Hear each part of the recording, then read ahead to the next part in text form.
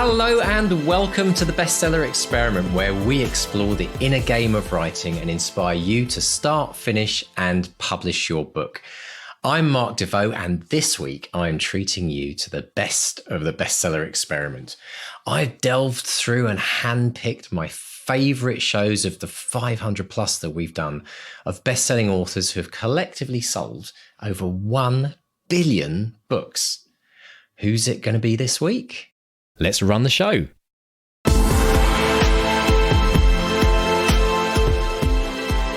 Hello and welcome to the Bestseller Experiment, where we continue to discover what makes a best-selling novel. I'm Mark Stay.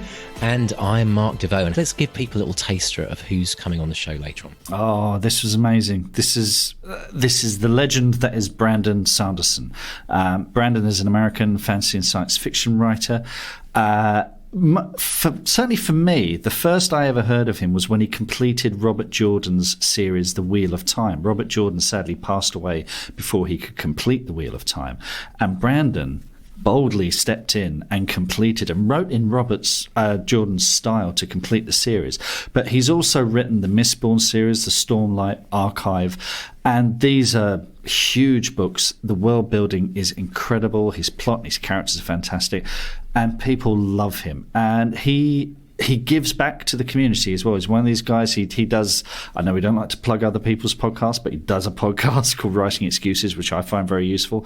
If you ever see him at a panel at something like Galantsfest or whatever, he is just incredible. He has a work ethic like you wouldn't believe. And I think there's a reason, well, I mean, we'll hear about it in the interview, but there's a reason why he succeeds. There's a reason why he's done as well as he has. So before we jump in, actually, there's a bit of magic. That I think this is really worth listening to, because a lot of people, I know that anyone into epic fantasy and any one of the six, is how many millions of books has Brandon sold? It's an incredible number, isn't it? I don't know. It's a lot. But for anyone that's into Brandon, they're going to be wetting themselves waiting to hear this interview, which is why we're drawing it out. There is so much incredible knowledge and advice for any writer in this interview. I could not believe the amount of notes I've written listening through this. And we're going to go into a very deep dive after the interview. There's some stuff that came up which I thought, wow, this was kind of like slapped me in the face. And I thought this was great advice. So Mark, let's dive into Mr. Brandon Sanderson.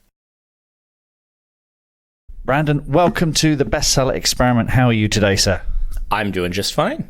Excellent. Great to see you. Now, I thought what we could do is kick off with some listener questions, if that's okay. So, in no particular order, okay. Steve Gowland, who is writing his own epic fantasy series, he asks, do you think the success of Game of Thrones has tainted the fantasy genre, causing it to be everywhere, which isn't a bad thing, but also blocking out other series? Do you think that we can have too much of a good thing? This is an interesting way to phrase it. When I was trying to break in, Game of Thrones, the book series, was the thing that all the editors were looking for. I would go to conventions and try to pitch them on my book, and they'd say, is it like Game of Thrones? Can you make it more like Game of Thrones? So this has been an issue since 1998. And it hasn't stifled a lot of people coming in since then. So I would say, no, I don't think this is a bad thing. In fact, the writing and books are not a zero-sum game. People often, there are lots of different entertainment choices, let's say. And so a book series getting this popular is only going to make more people read and want more book series like it to read. So I would say there has never been a better time to try to publish an epic fantasy book than right now. Awesome. Good stuff. And who do you read at the moment? The book I read most recently was The Emerald Circus by Jane Yolen, which I loved. Before that, I read The Star-Touched Queen by, I'm going to get her name wrong, Roshani Chachki. And I am currently reading, is it Beneath or Underneath? Underneath the Pendulum Sun. I just picked it up because Jeanette, the author, I met at a signing, and it sounded really interesting. And so I started reading it, and it is really good. Fantastic. And what is it that excites you most about the fantasy genre these days? Ooh, the fantasy genre. So it's during my time, my 20 years of trying to break in and then getting published, fantasy has undergone a lot of changes. And I sensed when I was trying to break in among myself and my friends in the late 90s, early 2000s, everyone was getting a little bit tired of fantasy doing the same thing. Not that that thing is bad. I love that thing. It's basically, what Tolkien inspired, and we all love Tolkien. But if you weren't around back then, Tolkien came out and then had the audacity to just kind of die on us, so we didn't get any more Tolkien, right? And so everyone was trying to write like Tolkien. And through the 80s and 90s, there was a lot of this sort of big looming shadow of Tolkien. Like now, there's a bit of a shadow of George R. R. Martin. And that's, again, it wasn't a bad thing then. It's not a bad thing now. But fantasy did in the late 90s feel like it hit a bit of a rut. There were wonderful things out there, but the things that were being promoted a lot all kind of had the same flavor, so to speak. And what I like about fantasy right now is you go look at the shelf and the flavors are, there's so many different types, styles, traditions, subgenres. We're building off of so many different things that when you pick up a book, you never know what tradition it's going to be, and that's great. You'll find things that have Middle Eastern mythology mixed in, or you'll find things with a lot of Asian mythology, or things that you never knew that you wanted until you picked it up. And I think it's been very good for the genre. People like N.K. Jemisin and just a lot of the variety you have now. So that excites me. We're seeing a lot more diversity in the writers these days as well. Still a ways to go, I think, but that's got to be a good thing too, yeah? Yeah. The thing about it is, and I'm going to get on a hobby horse now, if that's okay. I found a lot of people would read fantasy when they were young and then fall out of love with it in their 20s. Or this happened very frequently with the genre. And interviewing these people and talking to them as they'd come through my line and say, I didn't read fantasy for the last 10 years until someone gave me a book that I fell in love with again, and I remembered why I loved it.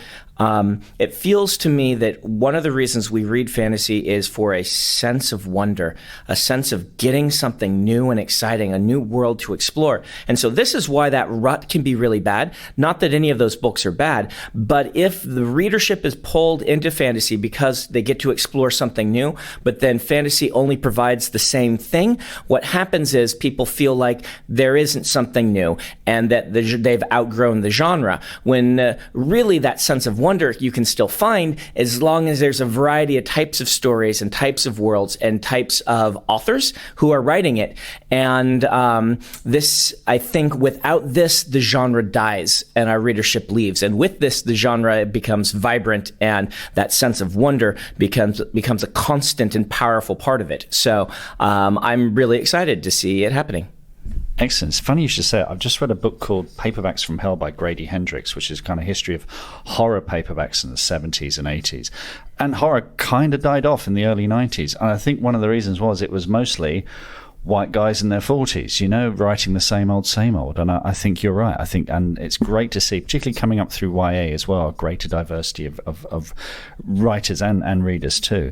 A couple of questions which kind of collide.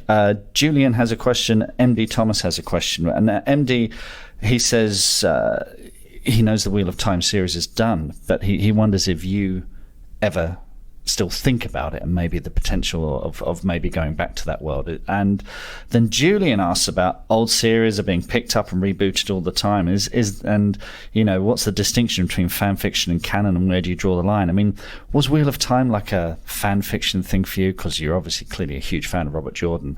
Or was it intimidating to approach that series? Man, there's like 7 questions wrapped up in there. So let's approach, would I write any more Wheel of Time? And the answer to that is no. This is because Robert Jordan himself was very uncomfortable with the idea of someone writing in his world. Famously, before he passed away, people would ask him, what happens if you pass away? He would say, well, you better hope that doesn't happen, because I'll order all of my notes burned and you'll never get an answer to the ending. Now, he changed his mind, but only in like the last few months before he passed away, he asked for it to be completed.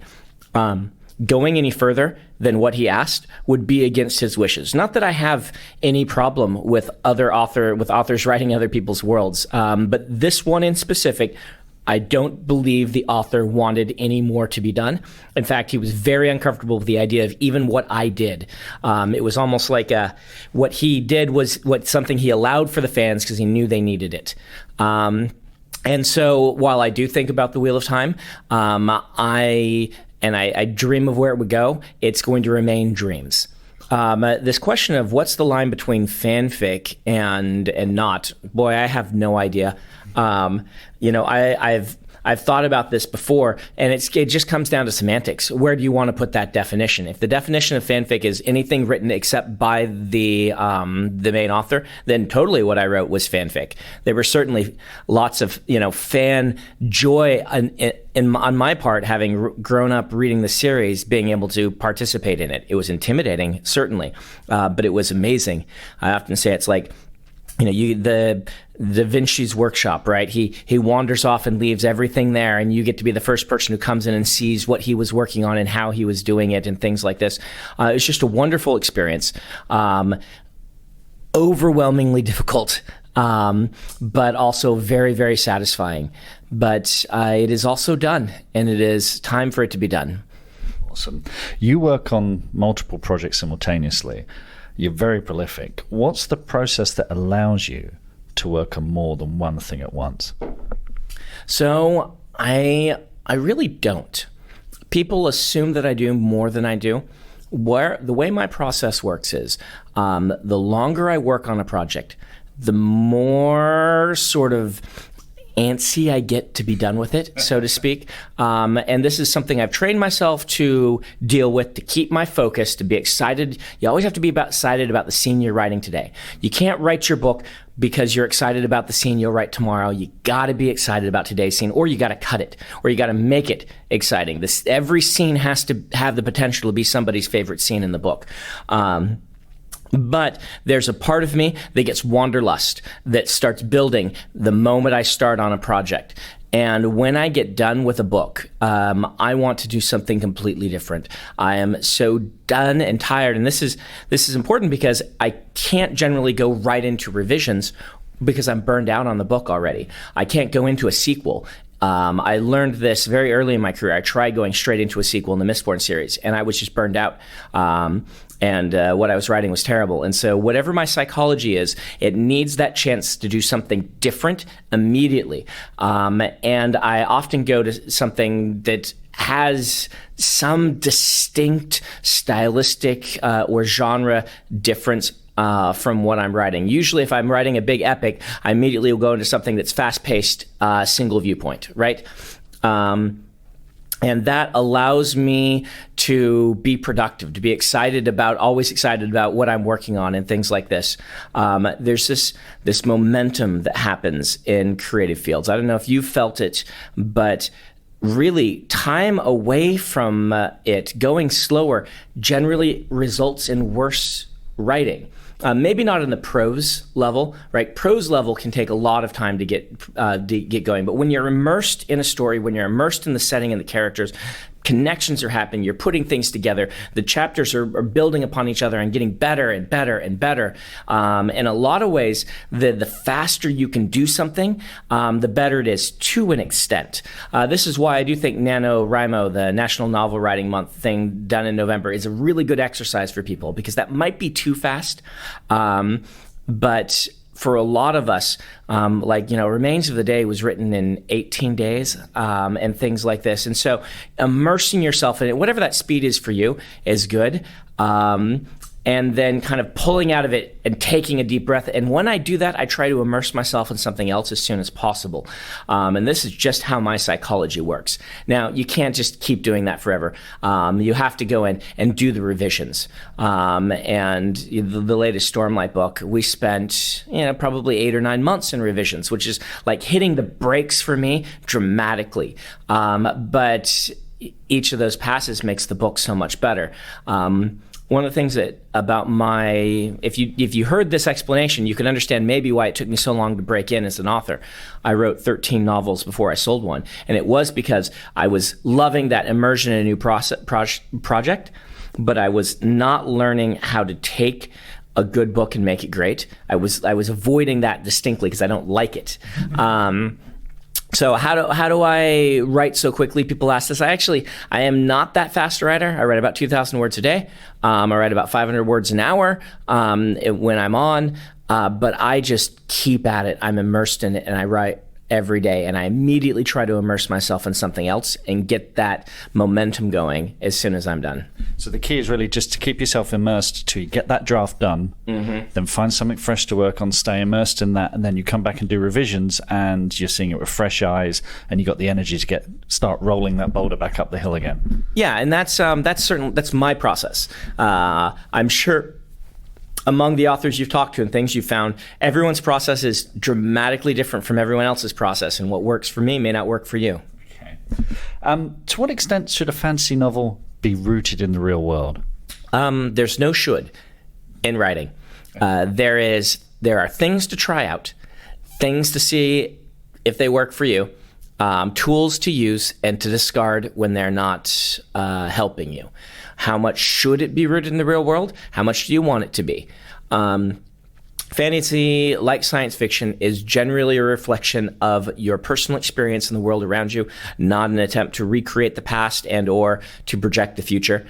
Some science fiction does do this as part of its storytelling, but most of the time, even when it does this, what it's really trying to do is say something about the now. And you will very naturally be saying things about your life, the now, the things you're thinking about as you're writing a fantasy book. How much do you want it to be low fantasy, meaning really kind of tied to the real world, trying to make the economy and the setting very realistic and gritty or things like this? And how much do you want it to be high fantasy with lots of magic and dreams and things happening that fundamentally break the laws of thermodynamics, right and left? What kind of story are you telling? They both do different things. This kind of goes on to Julian's next and final question, which is, grimdark is very popular. Would there still be a market for lighter fantasy in which good triumphs over evil? I mean, it's giving how awful current affairs are of late. Is there more of a market for lighter fantasy? I mean, you spoke earlier of that kind of Tolkien high fantasy. Grimdark, of course, George R. R. Martin's, that kind of grimdark is all the rage now. But do you think people will start looking for that kind of lighter fantasy now, just as a form of escapism?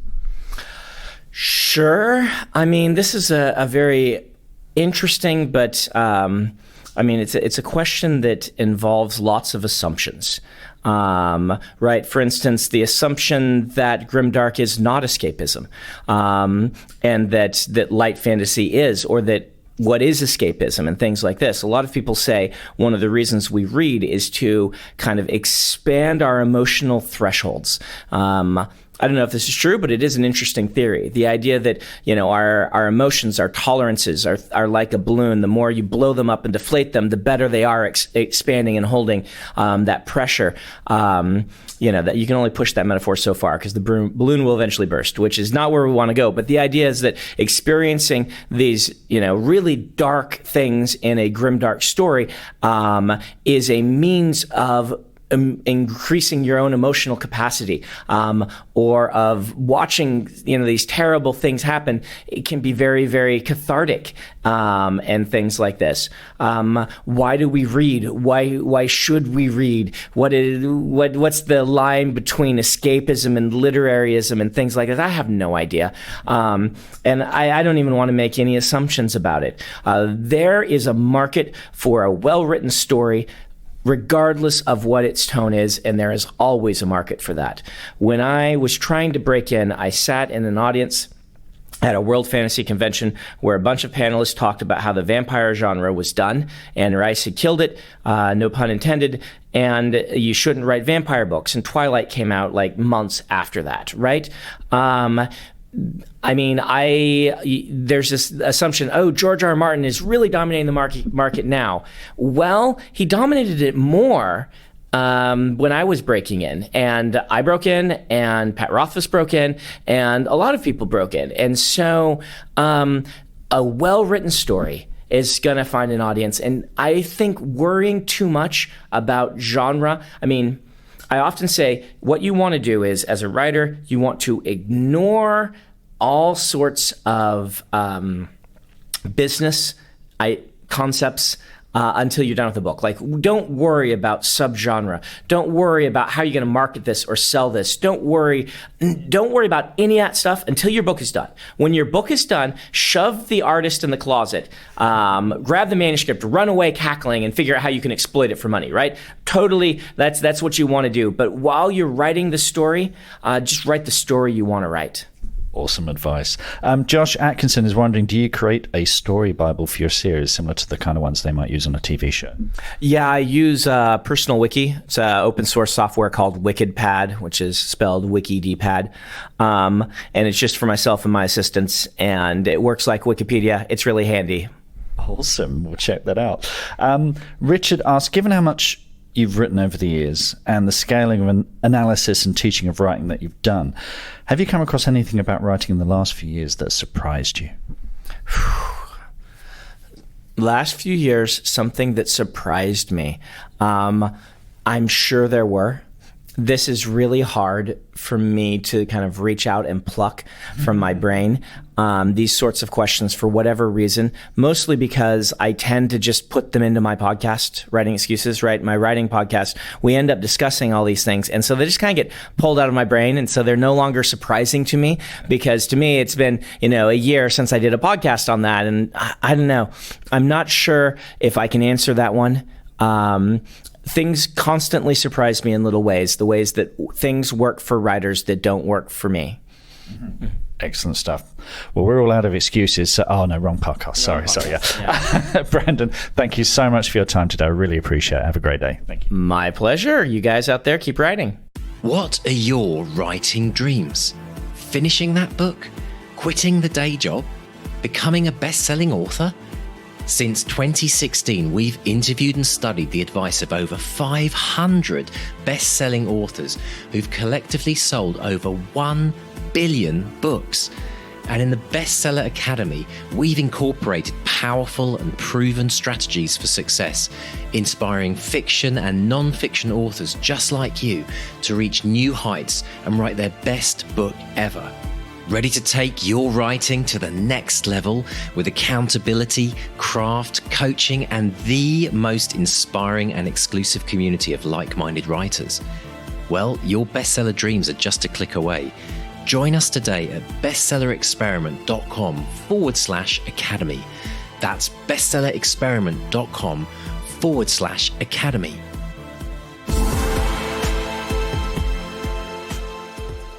As I said, I can't believe just how much good stuff there was in that interview, and I have so many notes, Mark. I don't. How do you manage to squeeze in all those questions in such a short interview? Well, first of all, the thing I must acknowledge is our listeners, our Patreon listeners, who gave us a lot of those questions. I put a call out to our Patreon group for questions for Brandon, and I was deluged. So, we had some great questions there. And it was nice because I think Brandon, again, gets asked the same questions again and again, but there were some good ones for him there, and he rose to the occasion. And like I say, Brandon is a pro. He gives great answers, and he gives thoughtful answers as well. And he packs a lot in. It's good value for money, Brandon, as a guest. Yeah, he was brilliant. So we're going to go a bit later on. We're going to go into what we call the deep dive. If this is one of the first podcasts you've listened to, the Bestseller Experiment, Mark and I go off into a very detailed discussion about things that we learnt from the interview, and there's a lot of extra knowledge and advice that comes out of this. So if you want to listen to that, you can get that on the Patreon website, patreon.com/bestseller experiment. So Mark, tell us a bit about what's been happening on social media. We've had some great stuff. Lots of people writing over Christmas telling us their ambitions for the year. Lots of new followers as well. We did have a shameless attempt to curry favour from at Wheelworks, which is WHEELWORX. He says, it's Rob Wheelworks. He says, I'm working my way through the backlist and just listened to episode 22, Ben Aronovich. It was brilliant. The only problem is if you read this tweet out on the show, I won't get to hear it for weeks. That's just shameless, Rob. Well done. It worked. Well done. Congratulations. And also, I want to say congratulations to Chris Stay, who is a relation. Is my cousin. He's writing a book. Sounds like it. Yeah, he's finished the first draft of his book 8 days later than planned. But yeah, he's finished. So big 8 round days of applause. later. That's brilliant. He's big round of applause for Chris. Well That's done, brilliant. Chris. So That's fantastic. I've told him to lock that away for 6 weeks, and he said 6 weeks. So I don't know. We'll see how that goes. That's the Mark Stay kind of prophecy. Is you've got to lock away your. You told me that. Do you remember? Like we had to lock it away, and then we ended up only having about 2 3 weeks. days. No, we did. Yeah, 2 weeks, didn't we? We put it away for 2 weeks, and I've got to say, bowing to the Mr. Stay who's been here before, it definitely was very valuable to do that, and I think the 6 weeks would have been even better. Yeah, you need that. You need that sense of perspective. Good tip.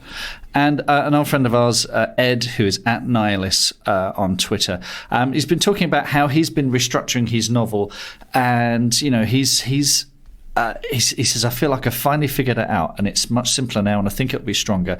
And what he's doing is taking time to reflecting on what he's trying to do and where things come from, rather than just a series of events. And this goes back to something we were doing with our book, which is instead of just glossing over stuff, stopping and digging deeper. And it helped our book tremendously, and I hope it works out for you, Ed, because I've read one of Ed's short stories, and it's really, really good. I think he's going to be a brilliant writer. So really looking forward to seeing what happens there. But again, the big event this week has, of course, been the chocolate hobnobs. So thank you to whoever sent me those. I'm eternally grateful. It's very, very thoughtful. I'm touched. I'm genuinely touched. That's brilliant. I didn't get a packet. What's going on there? You will go and live in Canada, won't you? Yeah, Canada's a bit too far away, isn't it?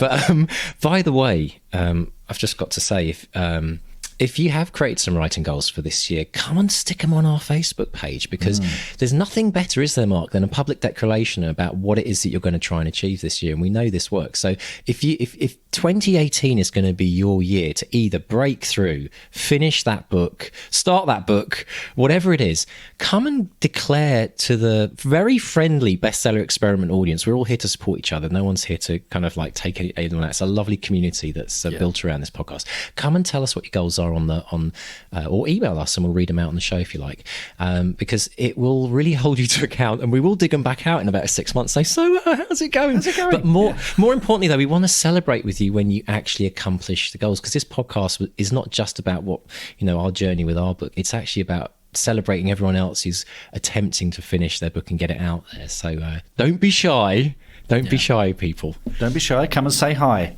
Oh, that's nice. That rhymes. Yeah. That rhymes, man. Okay. Right. So please subscribe, rate, and review us on iTunes. And thanks to Dave for editing us this week as well. As sterling work from Dave as always.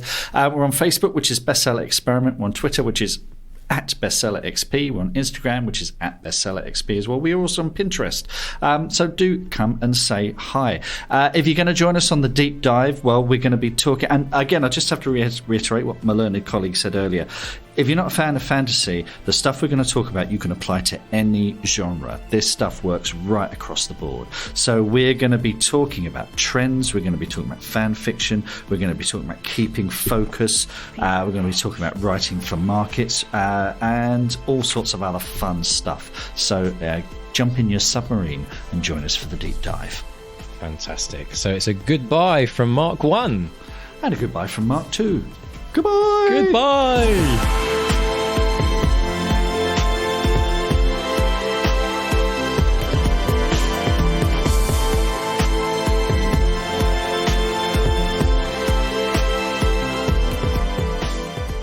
To read Back to Reality, the best-selling novel of the Bestseller Experiment by the two Marks, go to bestsellerexperiment.com/Back to Reality. And subscribe to this podcast to get loads of extra bonuses. Go to bestsellerexperiment.com/subscribe. Oh, Oh, that's nice. That rhymes. Yeah. It's That got rhymes, a ring. man. It's got a ring to it.